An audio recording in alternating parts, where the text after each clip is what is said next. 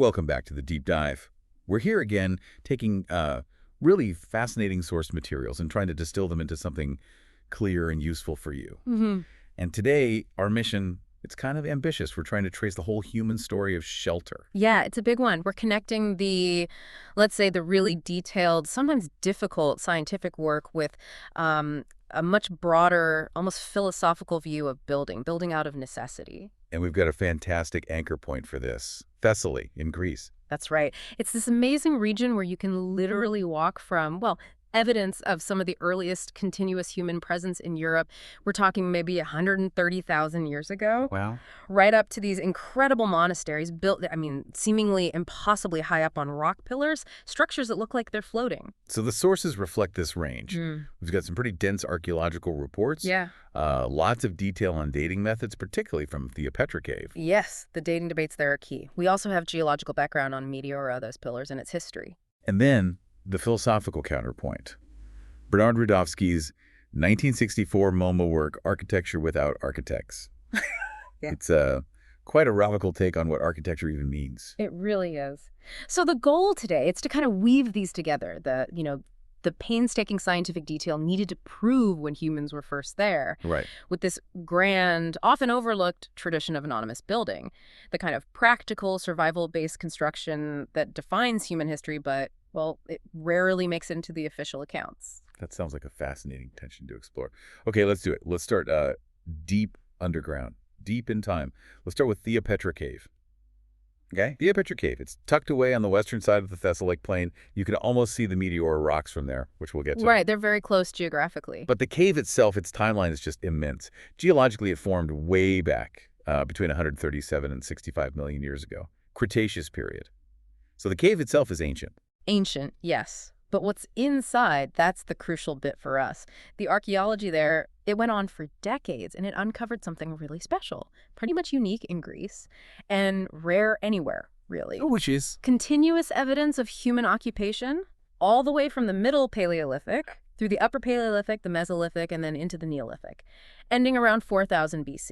Continuous. That's the word that jumps out, isn't it? Yeah. It's not just isolated finds. Exactly. It's not a snapshot here and there. This one site bridges the very end of the Pleistocene, the last great ice age, with the start of the Holocene, which is our current geological period. So it's like a library of human adaptation in one place. A remarkably complete library, yes. If you want to study the huge shifts in human history in Europe, this cave has recorded them, layer by layer. And you mentioned big shifts.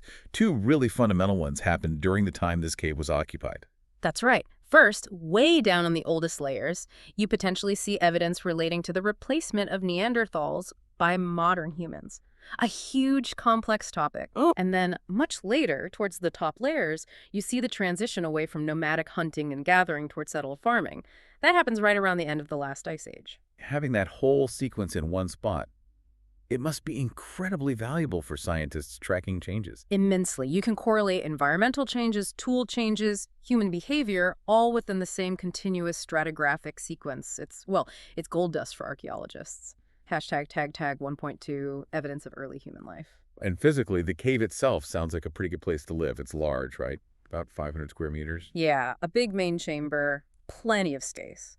And a wide entrance, about 17 meters across, 3 meters high. Easy access, but still sheltered. And the layers inside, the actual deposits containing all this history, they're deep. Very deep, up to 6.5 meters in some places. That's a lot of accumulated history. And the Eleuthère finds themselves, some are incredibly personal. You mentioned skeletons. Yes, several well-preserved human skeletons. They span thousands of years. There's one dated to about 15,000 BC, another around 9,000 BC, one at 8,000 BC. And the famous one, Avgi. Ah, yes, Avgi Dawn. She was a young woman, about 18, who lived around 7,000 years ago in the Mesolithic period. They actually managed to reconstruct her face using her teeth and skull structure. Wow. It really brings that period to life, doesn't it? Putting a face on the dawn of more settled life in Europe. It absolutely does. But, okay, digging even deeper into those really old Paleolithic layers, there's something even more direct, almost eerie. You mean the footprints? Yeah. Tell us about those. Well, preserved in what must have been soft, damp earth on the cave floor back then are at least 3 distinct footprints. The thinking is, based on the size and the context, that they might belong to Neanderthal children, maybe just 2 to 4 years old. playing or just walking inside the cave. Neanderthal children, potentially 130,000 years ago. Potentially that far back, yes, depending on which dating method you trust, which gets us to the next point. But just imagine that. A footprint. A moment in time captured from so long ago. It's quite profound. It really makes the dates less abstract. But you mentioned dating methods. This is where it gets complicated, right? The deeper you go, the harder it is to be sure about the age. Exactly. And Cleopatra became a major case study in the challenges of dating very old sites. There was a significant conflict. Okay, so a scientific detective story, what was the core problem? The problem was trying to accurately date those oldest layers, the Middle Paleolithic ones, labeled I to Aya 9. They used two main techniques, and initially they gave wildly different results. Okay, technique number one, the famous one. Radiocarbon dating, C14. It works by measuring the decay of carbon-14 in organic material, like charcoal from hearths. It's generally reliable up to maybe 50,000 years or so. And what did the initial C14 dates suggest for those deep layers? Using the standard chemical cleaning protocol at the time, called ABA acid-base acid, the results suggested the earliest occupation was, around that 50,000-year limit. Some deeper layers, like II2 and II4, gave dates between maybe 36,000 and 46,000 years ago. Okay, still very old. Bet there was another method. Yes. Thermoluminescence, or TL dating. This works differently. It measures the stored energy from natural background radiation in crystalline materials like burnt flint, since the last time they were heated to a high temperature, like in a fire. So C14 dates the charcoal, TL dates the burnt stones found with the charcoal. Exactly. And they applied TL dating to burnt flint pieces from those exact same layers, II2 and II4. And the result? Completely different. The TL dates came back much, much older, ranging between about 110,000 and 140,000 years ago. Whoa! Okay, hold on. C14 says max 50,000, maybe 46,000 in those layers. TL says 110,000 to 140,000 in the same layers. Precisely. A massive discrepancy. Another TL date for a slightly higher layer, IL11, came in around 57,000 years ago, plus or minus 6,000. Even that was older than many of the C14 dates from below it. It just didn't make sense chronologically. So you have a difference of potentially 90,000 years. How could the C14 be so wrong? What went wrong with that method? The hypothesis, which turned out to be correct, was contamination. The charcoal, being porous, had absorbed younger carbon from the environment over tens of thousands of years. Groundwater percolation, humic acids, that sort of thing. Like a sponge soaking up newer stuff? Exactly. It's called charcoal diagenesis. The standard ABA cleaning method just wasn't powerful enough to remove all of this younger, contaminating carbon. So the samples appeared much younger than they actually were.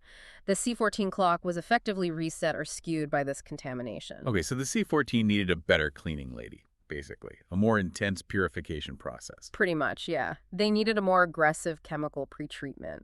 So the researchers turned to a newer, much more rigorous method called ABOXSC. Acid-base wet oxidation with stepped combustion. Sounds serious. It is. It's designed specifically to target and chemically destroy those stubborn, younger, organic contaminants within the charcoal structure itself, leaving only the original ancient carbon behind for dating. And this involved a very careful sample selection. Extremely careful.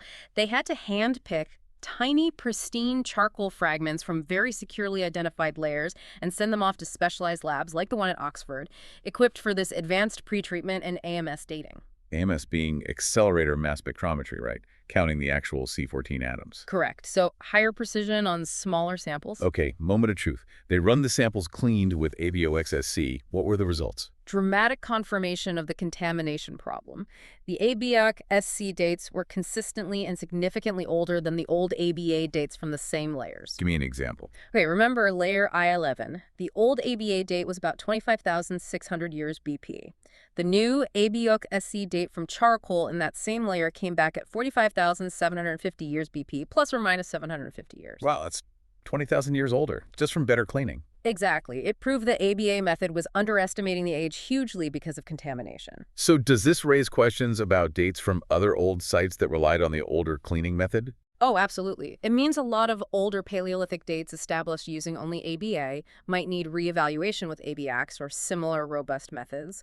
It highlights how crucial this purification step is for getting reliable ages for very old charcoal. And critically, did these new older ABXSC dates finally line up with the TL dates. Yes, that was the key confirmation. Mm-hmm. The older ABXSAC dates, like that 45,750 BP for layer I-11, finally overlapped within statistical error margins within 2 standard deviations with the TL date for that layer, which was 57,000 to money 5 and 6,000 years ago. So the two independent time machines, once the C14 was properly cleaned, agreed on the much older time frame. They converged, yes, confirming human presence in the cave well beyond 50,000 years, likely back to 130,000 years or more, aligning with the TL results for the deepest layers. And this verified timeline lets us date that structure found in the cave entrance. Precisely. This careful dating work supports the age estimate for that stone wall. It seems to have been built around 23,000 years ago. 23,000 years ago. What was its purpose, do they think? The leading hypothesis is climate-related.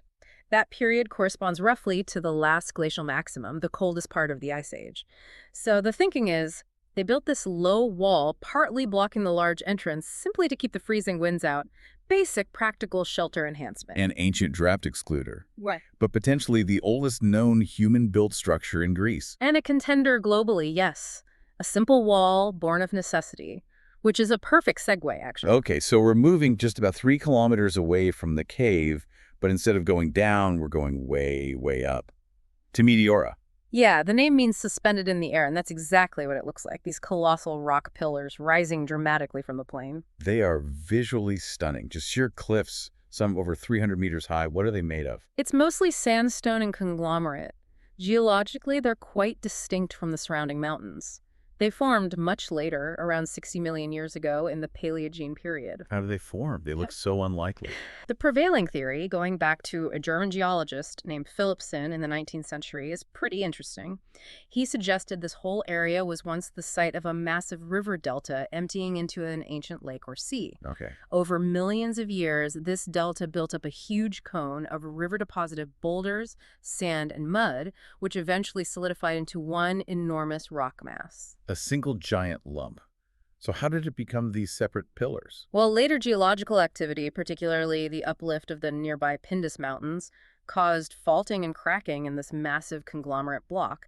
And then millions of years of erosion water, wind, rain, temperature changes, earthquakes relentlessly attacked the weaker points. Carving it up. Exactly, wearing away the softer material, widening the cracks until only these incredibly hard, resistant pillars were left standing. Nature is a sculptor, really, on a monumental scale. Hashtag tag 2.2 monastic history and survival. And these improbable, isolated pillars became a refuge. Yeah, a refuge, yes.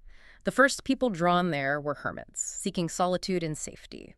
From around the 11th century, they started living in natural caves and crevices high up on the rocks. Just living in holes in the cliffs. Initially, yes, maximum isolation. But then, starting in the early 14th century, organized monastic communities began to be established. They actually started building monasteries on top of these pillars. Which seems technically impossible almost. How? Why? Well, the why is partly about spiritual retreat, but also very practically about safety. The early 14th century was a time of instability, including raids by Turkish forces and others in the region. These sheer cliffs offered an almost impregnable defense. A natural fortress. Absolutely. And the how? Well, that involved incredible ingenuity and sheer determination, hauling materials, workers, everything up those vertical faces. We know some of the famous monasteries built then, Great Meteor on Barlam, St. Stephen, Ruzanu. They became really important, didn't they? Hugely important, especially during the long period of Ottoman Turkish rule in Greece. Meteora became the second most significant monastic center in the Orthodox world after Mount Athos. It was a vital center for preserving Greek Orthodox culture, learning, and religion when it was under threat elsewhere. Okay, but back to the practicalities. Getting up and down. Before they carved stairs much later, how did they manage supplies? People. The famous basket hoist. This is classic architecture without architects' ingenuity, driven by necessity. Right. They constructed large winches, capstans inside the monasteries at the top. Ropes or nets were lowered, and everything food, building materials, monks, visitors was hauled up, literally dangling in the air. That must have been terrifying. Apparently, the monks' attitude was, if the rope breaks, it's God's will. But it worked. It was their lifeline. And Rudofsky would probably point out it's essentially the prototype of the modern elevator, invented anonymously out of sheer need, Hashtag tag 2.3, the Canobium way of life. So the physical structure is amazing, but there's also a social structure, right? These monasteries operate as coenodiums. What does that mean? Coenobium comes from the Greek for common life. It means it's a communal living arrangement. Everything is shared. Everything. All property, all funds, all resources belong to the monastery as a whole, managed by the abbot. The individual monks take vows of poverty. They own nothing personally. And there are core rules governing this common life. 3 basic vows: purity or chastity, lack of personal property, as we said, and obedience, absolute obedience to the abbot, which includes revealing one's thoughts for spiritual guidance. It's a very disciplined, structured way of life. Designed for what purpose? Ultimately, spiritual perfection through community and discipline, subordinating the individual will to the collective and to God. Their daily schedule reflects this. Very strict, I imagine. Extremely. Waking up incredibly early, like 3:30 a.m. for private prayer, then hours of communal services in the church starting at 5 a.m., midnight office, matins, the hours. Work, prayer, meals, all done communally and on a tight schedule. So Meteora isn't just monks praying in isolation. It's a highly organized, self-sufficient community designed for survival, spiritual and physical, in a very challenging environment. Exactly. And that focus on shared resources, communal effort, building driven by necessity and the environment, it's the perfect real-world example to lead us into Bernard Rudofsky's ideas about a different kind of architecture altogether. Okay, so we've seen the intense science needed at Theopetra, the incredible adaptation at Meteora. Now let's bring in Bernard Rudofsky in his 1964 book and MoMA exhibition, Architecture Without Architects. This was pretty controversial, wasn't it? Oh, yeah, it really challenged the establishment. Rudofsky basically argued that the way we normally think about architectural history is incredibly narrow, even biased. So? He said conventional history focuses almost exclusively on what he called formal or pedigreed architecture. You know, the work of famous, named architects, grand buildings designed to showcase power, wealth, prestige, palaces, cathedrals, skyscrapers, museums, fancy villas. The great man theory of architecture. Exactly. And Rudofsky said, look, this represents maybe, 1%, maybe less, all the building activity humans have ever done. It completely ignores the vast majority of structures built by ordinary people for everyday life. So he championed the other 99%. What did he call it? Communal architecture, or non-pedigreed, anonymous, spontaneous, indigenous, vernacular. It goes by many names. It's the building tradition that arises organically from the collective needs and skills of a community passed down through generations. Like the Theopetra wall or the Meteora hoist. Precisely. Stuff built out of necessity, using local materials and know-how. Rudofsky argued that its history is hard to write because it doesn't leave behind blueprints or famous names. It just exists and works. What did he see as the strength of this anonymous tradition? He saw a kind of timeless perfection in it. Vernacular architecture, he argued, is often nearly immutable and unimprovable. Why?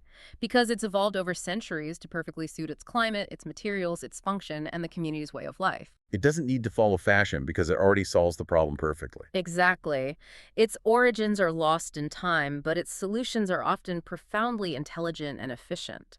That 23,000-year-old wall at Theopetra, pure function, unimprovable for its specific purpose at that time. One key aspect Rudofsky highlighted was the relationship with nature, right? Unlike a lot of modern architecture that seeks to dominate the landscape. Yes. He admired how anonymous builders often worked with the natural environment. They didn't see it as something to conquer, but something to cooperate with, fitting structures into the land, using its features. And one striking example is building by subtraction. Not adding, but taking away. Right. Carving dwellings directly out of the earth or rock. Troglodytism. He showed incredible examples like vast underground villages in the lowest soil of Luoyang, China. Underground villages. With schools and offices. Millions of people lived and maybe still live in these subterranean complexes. They had schools, offices, factories, all carved underground. What's the advantage? Why live underground? Perfect climate control, naturally achieved. Rudofsky noted they were clean, surprisingly free of pests, and crucially, warm in winter and cool in summer, using the thermal mass of the earth. No need for complex, expensive HVAC, Just smart use of geology. We see that above ground, too, don't we? Rock-cut towns. Definitely. He featured places like Le Bon Provence in France, where large parts of the town walls, houses, even parts of the castle are carved directly out of the limestone mountain, or Pantalica in Sicily. What's Pantalica? An ancient site where people called the Siculi about 3,000 years ago carved thousands of chambers into the sides of a gorge. Tombs, yes, but likely dwellings too. A whole city literally hewn from the cliffs. It shows this incredibly intimate connection between building and landscape. And the subtraction approach extends to sacred spaces as well. Absolutely. Think of the incredible rock-cut churches, like the ones in Lalibela, Ethiopia, or Saint Emilion in France, or the cave churches of Grem in Turkey. These aren't built up, they're sculpted down out of the solid rock. They have an earthbound quality and integration that constructed buildings just can't match. Beyond carving things out, did Rudofsky talk about using natural forms more directly, like mimicry? Yes, appreciating and utilizing shapes already found in nature. He showed photos of spectacular weathered rock formations, like at Ciudad Encantada in Spain, that were clearly used as natural shelters, and things like the giant baobab trees in Africa. Trees as houses. Some baobabs grow incredibly wide, maybe 30 feet in diameter, and they naturally hollow out as they age. People have used these hollow trees as dwellings, storage spaces, even bars or chapels for centuries. It's the ultimate sustainable architecture, finding a ready-made shelter provided by nature itself, or building in a way that blends in, like certain castles almost growing out of the rock they sit on. Okay, so working with nature is one theme. What about ingenuity in terms of, say, urban living or community? Rudofsky had interesting thoughts there, too. He pointed out the Latin root of city, urbs, actually means a walled town. Walls define a boundary, create a sense of contained community, and prevent, as he rather poetically put it, the architectural eczema of uncontrolled modern sprawl. Architectural eczema. I like that. And within the city walls. He loved features that fostered community. Arcades, for example, like the famous Portici in Bologna, Italy, miles and miles of covered walkways along the streets. Right, providing shelter. Yes, but Rudofsky saw them as more than that. He called them altruism turned architecture. How so? Because technically, the space under the arcade is private property, part of the building lot, but the owner gives over that space for public use, shelter from rain and sun, a safe place to walk away from traffic. It unifies the streetscape and creates a shared public realm, a bit like the ancient Roman Forum, but integrated into the buildings themselves. It's about the collective good. That's a great point. What about technological ingenuity? Pre-industrial air conditioning, for example. The Badger wind scoops of Hyderabad, Sindh in Pakistan. Fantastic example. These are structures built on roofs, specifically designed to catch the prevailing wind and funnel it down into the house, cooling the interior. How old is that technology? Been used for at least 500 years, maybe much longer. They're fixed in position because the wind reliably blows from one direction. Simple, passive, effective air conditioning in a very hot climate. No moving parts, no energy consumed, just clever design responding to the environment. Amazing. What about living with water? He showcased communities built entirely on or over water, like the dense houseboat populations on Suqiao Creek in Shanghai. Rudofsky pointed out the advantages. The streets, the waterways never need paving or repair, drainage is not an issue, and the water provides evaporative cooling in summer. Or buildings on stilts. Exactly. Pile dwellings, entire villages in places like China or New Guinea, built on stilts over water or marshland for safety, flood protection, or access to fishing. Or even specialized structures like the Italian fishing platforms called trabucchi, perched over the sea, again, adapting creatively to the environment. And then there are structures purely for utility, but designed with incredible care, like granaries. Yes, the granaries are a superb example. He loved the Spanish horios and Portuguese espigueiros, often built from massive granite slabs designed for permanence, to be fireproof and vermin-proof. How do they keep rats out? They're elevated on stone pillars. And crucially, the pillars often have a wide, flat stone disc on top, just below the granary floor. This acts as a baffle. Rats and mice climbing the pillar can't get past this overhang. Brilliant, simple pest control. And Rudofsky saw architectural significance in those pillars. He argued that these functional pillars, supporting a simple box with their rat guard discs, are essentially the prototype of the classical column and capital. An architectural form celebrated by pedigreed history actually originated in the anonymous practical need to keep rodents out of the grain. That's fascinating. Function creating form. Absolutely. Look also at the ventilation slits often carved into the granite walls of the granaries. Everything is about function, keeping the grain dry, safe, and cool. He also showed Dogon granaries in Africa, built high up under rock overhangs for protection, or pigeon towers in the Middle East, Pigeon towers, why? built specifically to collect pigeon droppings, guano, which was a highly valuable fertilizer. Again, a structure designed for a very specific, practical, economic purpose, but often built with considerable aesthetic care. And lastly, what about early engineering marvels, like water wheels? He included the huge 64-foot diameter water wheel at Hama in Syria. These ancient wheels lifted river water into aqueducts to irrigate fields or supply the town. Rudofsky called them gigantic mobiles. Functional, yes, but also beautiful, dynamic sculptures in the landscape. Apparently, kids use them as diving platforms, too. It was visible, communal infrastructure, not hidden away like ours often is. So pulling all these examples together, the cave dwellings, the wind scoops, the granaries, what's the big takeaway message Rudofsky wanted us to get, Yeah. especially for us living in the industrialized world? He saw this vast tradition of anonymous building as the largest untapped source of architectural inspiration. But more than just forms, he focused on the underlying philosophy. He felt this architecture embodied humaneness. Humaneness. It prioritized, as he put it, how to live and let live. It was designed around the human experience within a community and its environment. He noted how in many older communities, life and work were integrated. Maybe just a flight of stairs separated your workshop from your living space, unlike the hours of commuting that dominate modern life, which he saw as an architectural and planning failure. So it's about quality of life built into the structure of the place. Yes. And the core values he saw embedded were things like frugality, using resources wisely, cleanliness, and a fundamental respect for the natural world for creation. And this contrasts sharply with modern priorities. He thought so.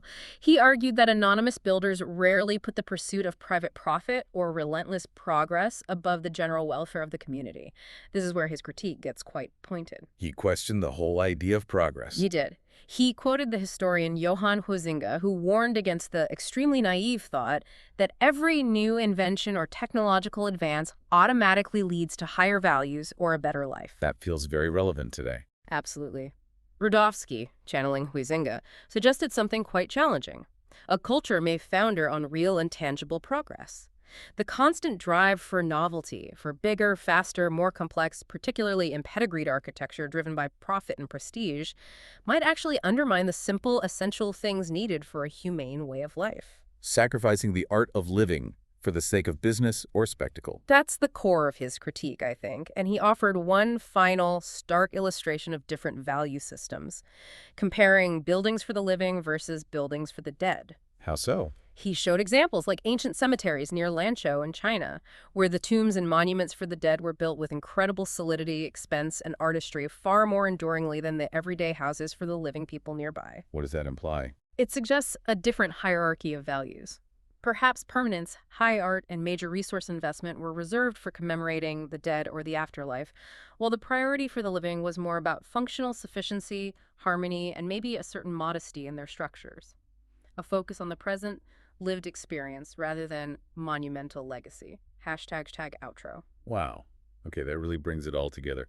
We started down in the dirt of Theopetra Cave, grappling with the absolute limits of scientific dating. Wrestling with ABOX, SC, and TL just to pin down charcoal from potentially 130,000 years ago, that painstaking precision needed to verify our deep past. Right. And then we soared up to the monasteries of Meteora, seeing that incredible communal ingenuity built literally on the edge of survival. And finally, Rudofsky pulls the lens back, forcing us to question our whole definition of architecture, asking us to look beyond the famous names and iconic buildings. And appreciate this global, anonymous tradition. Building for survival, for community, adapting to climate, using nature, from Pakistani wind scoops to Portuguese granaries to Ethiopian churches carved from rock. It's about necessity, isn't it? That Theopetra wall, 23,000 years old. Pure survival against the cold. Basic, functional, necessary. And Rudofsky's point was that this kind of necessary, evolved, vernacular design is often unimprovable. It does its job perfectly. It achieves a kind of functional perfection suited to its context. So maybe here's the final thought to leave with you, our listeners. If that communal wisdom, the kind Rudofsky celebrated focused on human scale, community needs, climate reality, the practical art of living, If that approach often results in something functionally perfect, something unimprovable, then what does that imply about our constant modern drive for novelty, complexity, and progress in design, especially in the pedigreed architecture Rudofsky critiqued? Have we lost something essential by always trying to improve on solutions that might have already been perfected by necessity and time? Is real perfection sometimes found in the uncelebrated, the functional, the things that simply work? A challenging thought to end on, something to definitely think about. We'll be back soon for another deep dive.